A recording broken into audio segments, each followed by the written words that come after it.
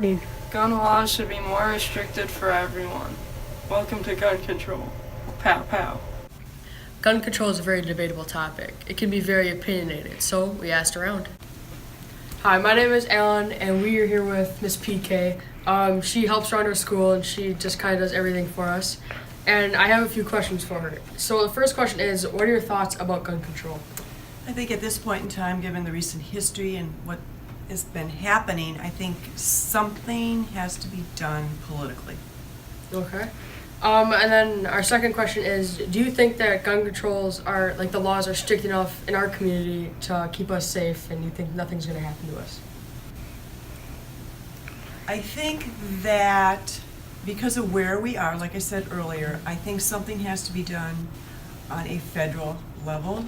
I think that local communities, although I believe they should have their rights intact, I think a policy federally would help guide us to a safer community. Okay. I think that's it, so thank you. You're welcome. To Miss Armbruster's room. My name is Alan, and we have another interview. We are with Ms. Armbruster. She's our science teacher. And so our first question is, what are your thoughts on gun control laws? Do you think they're strict enough, more strict, or? Well, I think gun control laws completely depend on which side you're looking at. If you're looking at our kids going to get their hands on guns, I think if a child wants to get their hands on a gun, they're going to find a way to get their hands on a gun. I don't think it's going to necessarily come down to the laws. Do I think too many guns are sold in the community? I really do. Now, we're lucky enough to be in a smaller community, so I don't think we have as much of an issue here. But if you go into a larger city, there are too many teens, I believe, that have guns, especially guns that they shouldn't have. Now, I understand the whole hunting idea. You have rifles and shotguns, but when you have semi-automatics and handguns in your house, it's a little bit of a different story. So I think that if kids want a gun, they're going to find a way to get a gun. But it's how kids are trained to use those guns is where the issue is. How are they brought up, and what are they using those guns for, and kind of what's their attitude towards others. I don't think guns are necessarily our problem. I think it's gun training that is our problem. Okay, and our second question is, do you think that the gun laws are strict enough that our schools and our community is safe, that we don't have to worry about anything like this in the future? I think our gun control in Mishicot, I might be super naive, I have no idea. I think we're pretty safe here. I really do. I feel that our school is safe. I feel that our community is a safe place to be. Do I think that's true everywhere? I don't. Okay, thank you. I think that's it. To the library. Hi, my name is Jordan, and we're doing another interview with Miss Aldridge. So it's going to be the same topic, just getting another person's opinion. So do you think the gun laws are strict enough to the point where you can walk out in our community and feel safe knowing that no one has a gun who's not supposed to? I think the gun laws are strict enough.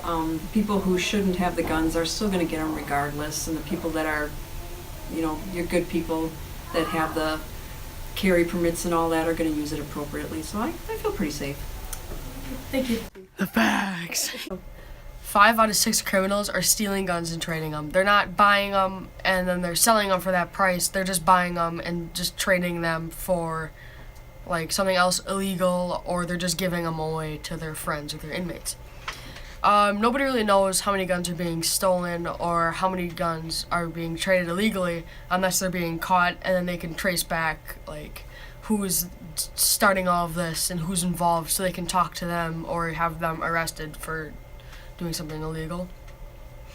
So like I said before, a lot of the guns aren't being bought for retail price. They're just being like stolen, or they're being traded from somebody who's already had them or who was stealing them previously, so they can keep passing it on through their business, you could say. So all of the guns that they're stealing are usually, not like always, but they're usually going to like their inmates or people that they live with, or they're going to their friends or some of their family even too. So that's how a lot of guns are being stolen and traded illegally. there are multiple steps when it comes to buying a firearm, and some people may argue that these steps are not as easy to go through, and some others argue that it's quite easy to go through these different steps.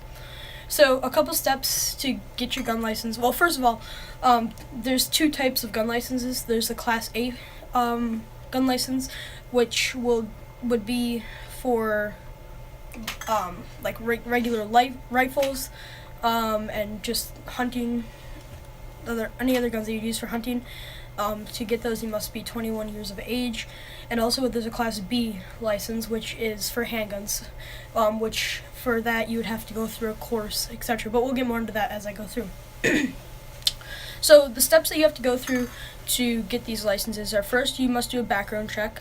Then you must get some free legal forms. So this is basically what they mean by that is like background, criminal record type of thing. Your background check is more so just to see what you've done in the past, but their actual legal forms are for like if you've been arrested before or what you've done in the past. Then there's something called an instant background check. Pretty much the same thing as a background check, but it's a little more in depth. And then they go to a legal level 2 background check. So this is going more into felonies with your legal forms. Even though it sounds like a lot on here, it's actually that they get put together so that the legal level 2 background check and the legal forms that I talked about, those actually get done pretty much at the same time. So it sounds extensive, but they're put together basically, but they are separate checks. And then finally, step 5, this is only for a Class B. You must go through a firearm safety course for a Class B license.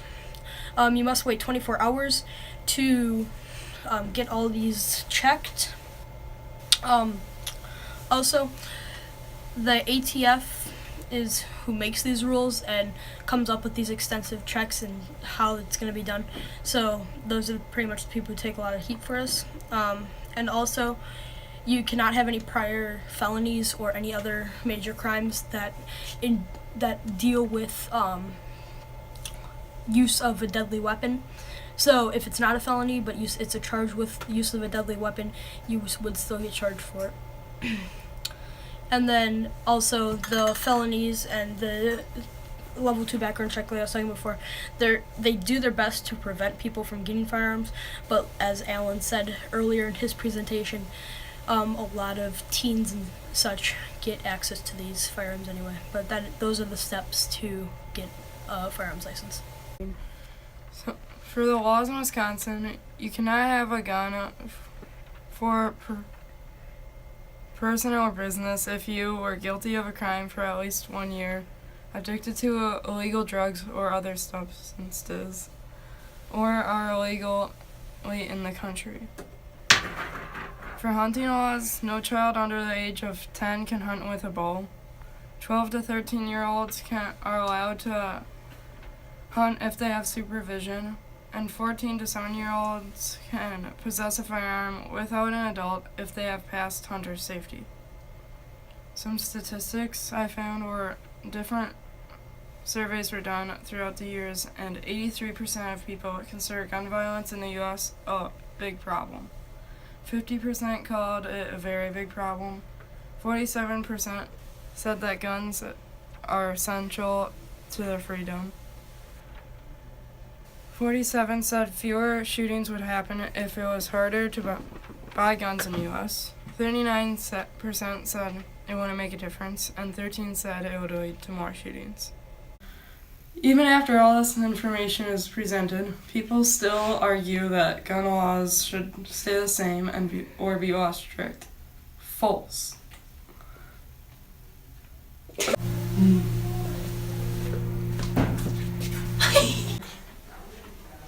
Oh, it's mine, I think. It's either mine or Jordan's. I'm thinking it's finders, keepers, losers, weepers. Oh, it's not mine. That's his. Oh. Finders, keepers, losers, weepers. Oh, you got my quarters? Okay, can I have my quarters? That's gonna cost you $1. What? I don't have my dollars. Stop. By wolves.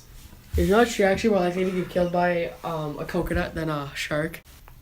People might argue that.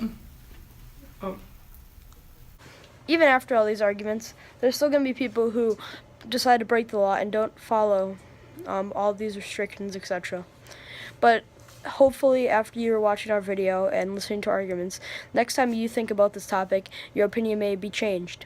So without further ado, thanks for watching.